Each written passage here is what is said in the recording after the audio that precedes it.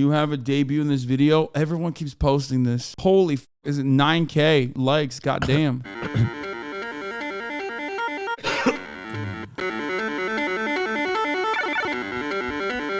Priority and replies mention search, which is initially spam. Why can't I change my name? How do I change also fuck you, Elon?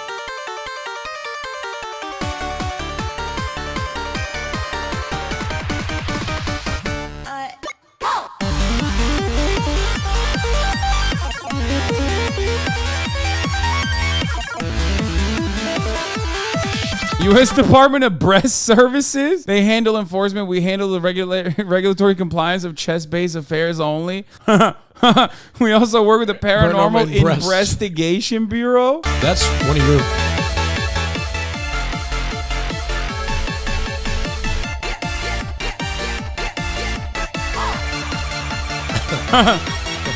Gaming.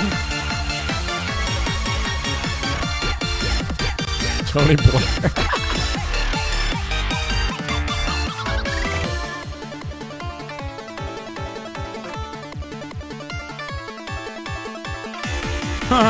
I love when he just like, I'm not owned. Lol, that's really funny.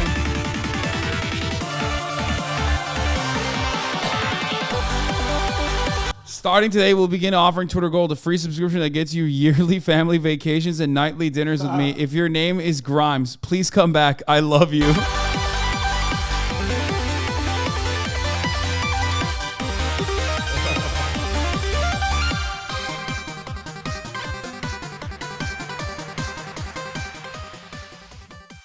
That is awesome. That's fire, Little Bear.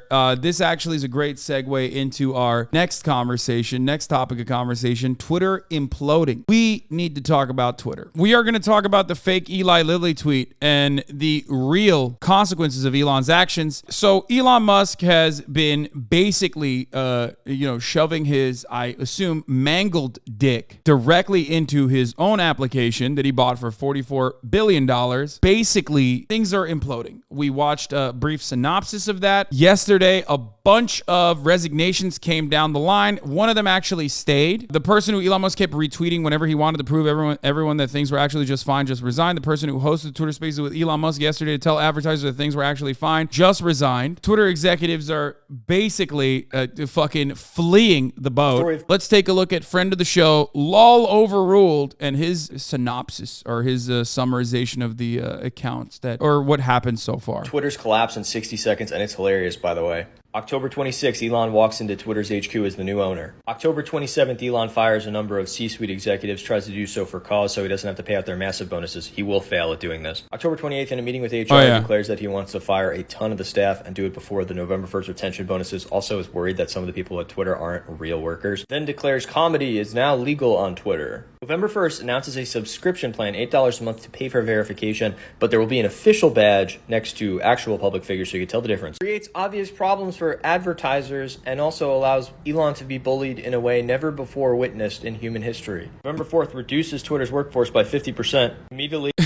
One thing that he basically missed here, though, after saying comedy is now legal on Twitter, people, of course, did exactly what they would do on Twitter and started absolutely destroying Elon Musk, right? Other than the Tesla account. And one of the things that was super commonplace was people making fake Elon accounts, talking about how my wife left me, Grimes, I love you, or friend of the show, Ethan Klein, my co-host of the Leftovers podcast, making a sequence of funny-ass tweets about how, Elon Musk is best friends with Jeffrey Epstein. And Elon immediately turned around and decided, this is my platform, this is my ball, only I get to play with it, fuck you guys, and yeeted so many fucking impersonation accounts. He first claimed it was going to be, if you clearly state that it's parody, we won't ban you. And then he just banned people that stated it was parody anyway. So, he went bananas mode on that, balls to the fucking wall. And now, a lot of people are taking advantage of the verification process, the pay-to-play verification process, in the exact same way that we fucking told you was going to happen.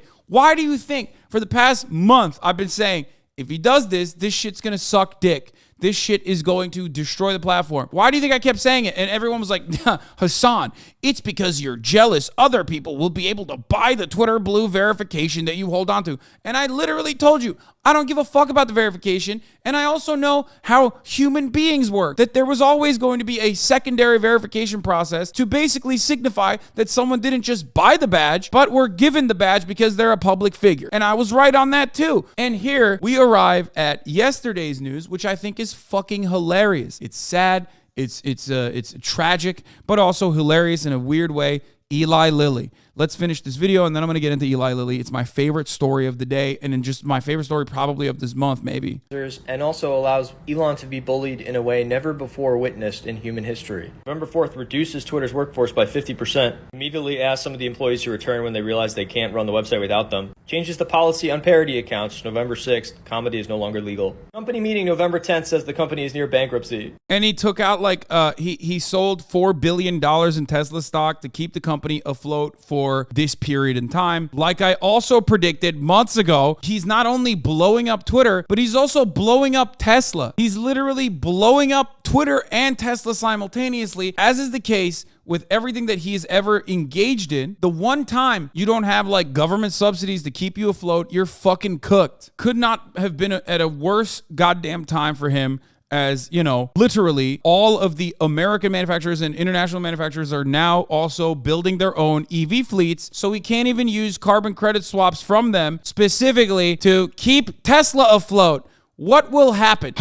But it's awesome. It literally is so awesome because, as I tweeted earlier today, Elon Musk is showing the world a profoundly important lesson. Do you understand? It's something that I talk about quite frequently, about how meritocracy is a lie. It's a lie told to you, the average working class person, so that you believe that all of these people in positions of power are not there as a consequence of good decisions, but more importantly than that, lucky breaks that they were able to materialize on, they were able to capture, that they were able to pounce on. People refuse to recognize that. Your spawn point is incredibly fucking significant. And Elon Musk's spawn point was an emerald mine. That's a big boost. I'm not saying every person who is the son or daughter of a multi-billionaire emerald mine owner or multi-millionaire emerald mine owner is going to become Elon Musk. Of course not. But the likelihood greatly improves that you are going to experience upward social mobility in that regard and become one of the richest people on the planet when your spawn point is significant like that. There are plenty of poor people that are infinitely smarter than Elon Musk and infinitely harder working than Elon Musk who never make it and die poor, okay, in awful conditions. Why? Because they just weren't lucky. That's it. Which is precisely at the heart of my commentary. That's why I believe that we should make the world a better place for everyone so we can greatly improve the chances of people who could potentially become brilliant contributors to society. Anyway, like I also tweeted earlier today, Elon Musk and Mark Zuckerberg are showing the world that meritocracy is indeed a lie and they didn't work harder or smarter than everyone else, contrary to popular opinion. It's great. That's what you're seeing in the funniest, most public way possible, especially because Twitter is the cattiest website you could be on. Even if you're doing well, Twitter is the website where haters fucking thrive. You could be the most popular motherfucker on the planet, which Elon Musk wasn't really, but when you take that toy and you break that fucking toy, the cattiest people on the fucking planet, which yes, includes myself as well, are going to turn around and fucking destroy you. Twitter was great for breaking news and news in general. Where would that come from now? Yeah, it's actually fucking sad. It's also one of the only places where you could quite literally fucking bully a billionaire as a rando. The only thing you could have done to stop that was just not log on. That's it. It's an incredibly powerful tool that every billionaire has. There's one trick that they don't want you to know about is just not log on to the website, because your life is still gonna go. You don't need to be on Twitter to be a fucking billionaire. Like, I need to be on Twitter. I love it regardless, and I'm fucking brain dead, and I love seeing all this psychotic shit, but also I can't really log off because like it's a fundamental part of my job. For Elon, you don't have to be on ever. You could do the fucking Virgin Galactic shit. You know, you could be Richard Branson, go on an island and like fuck models and ride a jet ski naked for the rest of your fucking life. Nobody's gonna know any better. Nobody's gonna be wiser than that. You know, that's what he does. Instead, Elon wanted some of the most sweaty fucking nerds loyalty. As Twitter pursues the goal of elevating citizen journalism, media elite will try everything to stop that from happening. Mainstream media will still thrive, but increased competition from citizens will cause them to be more accurate as their oligopoly on information is disrupted. Yeah, this type of stuff, he's just trying to fucking, this basically is the classic like fail guy shit where he's like, I'm failing, but it's not because of, me being an absolute fucking dumbass. It's because of politics. It's because I'm a right winger and I believe in free speech or whatever the fuck. And that is where a lot of this is coming from. He's also trying to post the way where he's like, the awesome irony of the situation is that the media writing about Twitter, me failing nonstop is drawing massive growth on Twitter. He's like, it's a drill tweet. Like, I'm not owned over and over again. Please stop saying I'm owned. Imagine calling the richest man in the world a dumbass. It's so funny. I love when motherfuckers still do this, by the way. Like, dude, you're a peasant. Straight up. You are literally a medieval peasant. You're like, my lord, these other peasants out there, they defy your rule, my lord. You are wealthy and God-given powers you have, my lord. Like, you're literally watching everything implode in the most predictable way possible. And you're still like, my lord, I'll shine your shoes if you're out of shoe polish. I'll shine it with my teeth and tongue, me lord. So a lot of people are, of course, working it to scam motherfuckers, but some people are working the new verification process to have some fun. And I think that's very cool. Here is one that I would like to talk about. This is one of the best stories of all time. Yesterday, Eli Lilly and Company, which is not a real account, despite the fact that when you look at it, it looks real. Company that makes insulin. Someone decided to impersonate them with a verified badge and say, we are excited to announce insulin is free now. And everybody was in on the meme for the most part, laughed about it, whatever, except Eli Lilly was not in on the meme. And, they had some issues with that. They definitely had some fucking big issues with that take. So they apologized. That was made right here. We're going to look at this news story really quickly. Eli Lilly and Company clearing up some confusion about a fake tweet. This tweet telling people that their insulin was now free. This is a message that went out from an account that had a blue check mark on Twitter. It was liked and retweeted thousands of times. So we saw handfuls of heartbreaking responses from people elated about the news before they then realized that in fact it was fake. Now, that's why I said it's funny, but it's also fucking tragic because the state of our existence is fucking tragic. Can you imagine? Just imagine how awful this country is and how awful our world is. That like someone could just like joke about Eli Lilly making insulin free, and that would genuinely improve the lives of millions of fucking people. And then Eli Lilly turns around and is just like, lol, just kidding. Of course we didn't do that. Don't be crazy. We apologize that y'all thought insulin was free. You know, this thing that you need for fucking survival was free. Just kidding. We apologize for those who have been served a misleading message from a fake Lilly account. Our official Twitter account is LilyPad. Let's be clear. Eli Lilly should apologize for increasing the price of insulin by over 1,200% since 1996 to $275, while it costs less than $10 to manufacture. The inventors of insulin sold their patents in 1923 for $1 to save lives, not to make Eli Lilly's CEO obscenely rich. Bernie pouncing on that opportunity. The media will blame the parody account for the heartbreak, but not the company for paywalling life-saving medications. Exactly. That is exactly what the fucking point is. The media is like, oh man, look at how fucked up that is, that they did that. Like, bro, how about how fucked up is it that they're selling insulin for $275 a pop? If at the heart of your criticism of the parody account is that like they made this thing free and that really hurt people's feelings, then you recognize internally somewhere in there that like insulin should be free. And that is going to make people very happy because they can now survive. But this is exactly the kind of agitprop I like. It strikes at the core of Eli Lilly. It strikes at the core of paywalling medication. It strikes at the heart of Elon Musk's idiotic fucking decision and why this would be so stupid if you could just like buy, verified accounts and be able to dupe people like this. And here it is. Eli Lilly lost 11.97%. Down 11.97, 3.34%. That's billions of fucking dollars that they lost over the course of a few fucking days. Eli Lilly dives after fake Twitter account promises free insulin, takes Novo Nordisk and Sanofi with it. Elon Musk's new pay-for-play verification system on Twitter shook the pharmaceutical mainstay Eli Lilly. That's a fucking banger. That's a great ROI, dude, right there. $8. One-time payment for $8 and you get back billions in fucking tanking stocks, dude.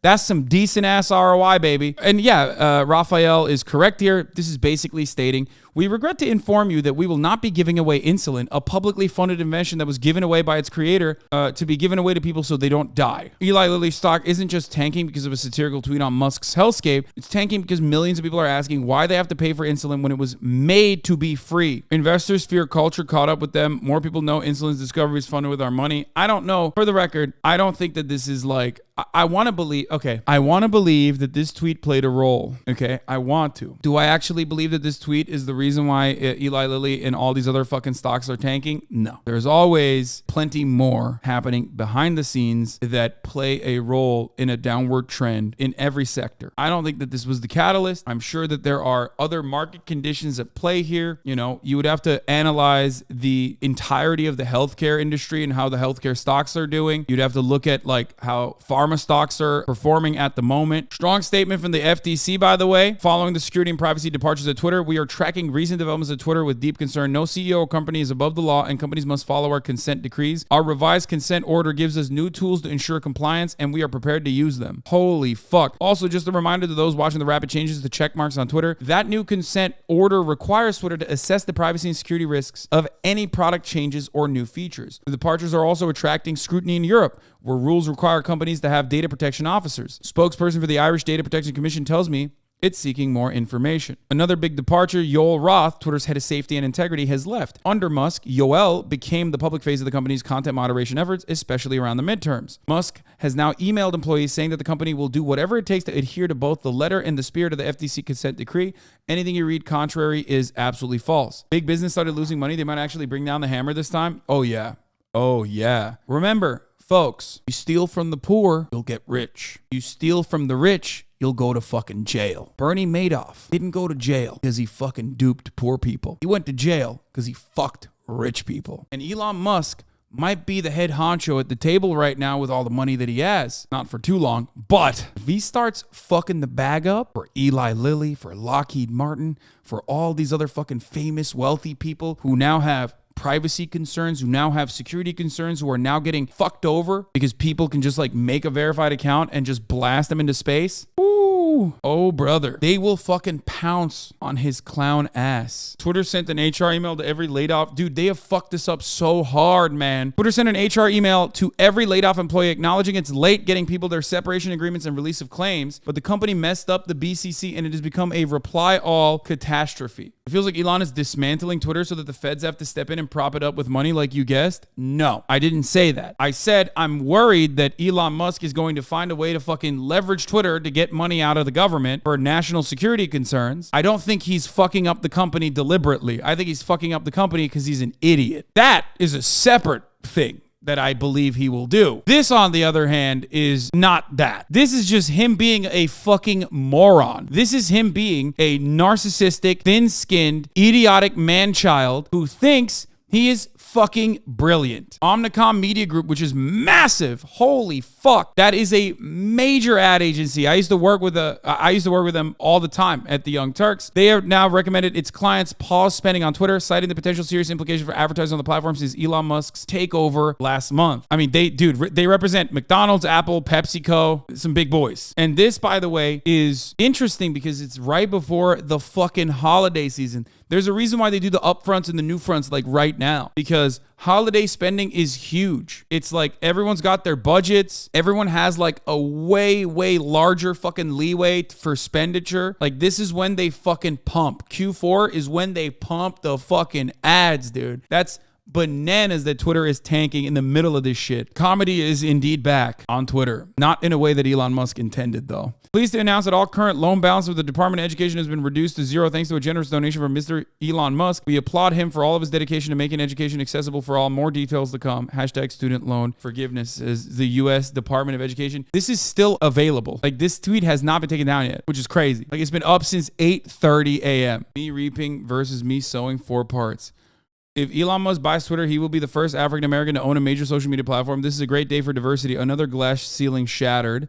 Twitter employees have happily censored, deplatformed, taken livelihoods away from people who did absolutely nothing wrong. I'm glad they're getting fired now. They get no sympathy from me. You all deserve this, every bit of it. You've had it coming. Now it's here. Really funny, by the way, Matt Walsh. Sex is a sacred act between a man and my wife. Okay, on the second thought, the new verification process is kind of shit show and makes the site even more unusable than it was already. It also isn't clear what exactly is being verified other than a user's willingness to spend $8. Oh no, Maddie boy, what happened? Verification is supposed to weed out the bots and trolls, but instead they've just empowered them even more. Brilliant strategy. By the way, when does the whole free speech thing start? People are still getting banned for the same reasons they did before. That is fucking awesome. That's awesome. That's fucking awesome. If you weren't such a fucking baboon, you could have seen that this was going to cause issues from a mile away, Matt Walsh.